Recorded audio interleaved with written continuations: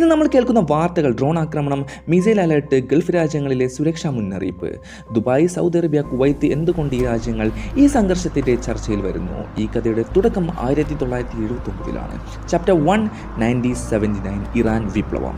ഇറാനിൽ നിന്ന് 1979-ൽ ഒരു വലിയ ഇസ്ലാമിക് വിപ്ലവം നടന്നു. അതിനു മുമ്പ് ഇറാൻ അമേരിക്കയുടെ അടുത്ത സുഹൃത്തായിരുന്നു. പക്ഷേ വിപ്ലവത്തിനു ശേഷം ഇറാൻ അമേരിക്കയെ എതിർത്തു. യുണൈറ്റഡ് സ്റ്റേറ്റ്സ് ഇറാൻ ബന്ധം തകർന്നു. ഇസ്രായേൽ ഇറാൻ്റെ പ്രധാന ശത്രുവായിട്ട് മാറി. ഇതാണ് ഇന്നത്തെ പ്രശ്നങ്ങളുടെ ആദ്യ തുടക്കം.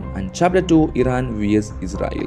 ഇസ്രായേൽ ഭയപ്പെടുന്നത് ഇറാൻ ആണവായുധം ഉണ്ടാക്കുമോ എന്നുള്ളതാണ്. ഇറാൻ ആരോപിക്കുന്നത് അമേരിക്കയും ഇസ്രായേലും ഇറാനെ ഒറ്റപ്പെടുത്തുമോ എന്നുള്ളതും. ഇവർ നേരിട്ട് യുദ്ധം ചെയ്യാതെ മറ്റു രാജ്യങ്ങളിലുള്ള ഗ്രൂപ്പുകൾ വഴി പോരാടുന്നു. ഇത് പ്രോക്സി വാർ എന്ന് പറയുന്നു.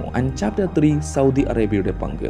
സൗദി അറേബ്യ ഇറാൻ്റെ വലിയ പ്രാദേശിക എതിരാളിയാണ്. കാരണം മതവിദ്യാഭ്യാസത്തിൽ ഷിയയാണ് ഇറാൻ്റേത്, സുന്നിയാണ് സൗദിയുടേത്. മധ്യപൂർവ്വത്തിലെ ശക്തി പോരാട്ടം, സൗദി അമേരിക്ക ബന്ധം ശക്തമാണ്. ഇത് ഇറാനെ ആശങ്കപ്പെടുത്തുന്നു. ചാപ്റ്റർ 4 UAEയും ദുബായും എങ്ങനെ ബന്ധപ്പെട്ടു വന്നു. യുണൈറ്റഡ് അറബ് എമിറേറ്റ്സ് അമേരിക്കയുമായിട്ട് അടുത്ത ബന്ധം പുലർത്തുന്നു. 2020-ൽ UAEയും ഇസ്രായേലും ബന്ധം സാധാരണപ്പെടുത്തി. അത് ഇറാനെ അസ്വസ്ഥമാക്കി. അതുകൊണ്ട് ചിലപ്പോൾ ഗൾഫ് രാജ്യങ്ങൾക്കും ഇന്നത്തെ പോലെ ഈ ഒരു ഭീഷണി വന്നത് ഇങ്ങനെയാണ്. ഈ ഡ്രോണും കാര്യങ്ങളൊക്കെ ഉണ്ടായിട്ടുള്ളത് US-ൻ്റെ സ്ഥാപനങ്ങൾ അവിടെ ഉണ്ടായതുകൊണ്ട് മാത്രമായിരുന്നു.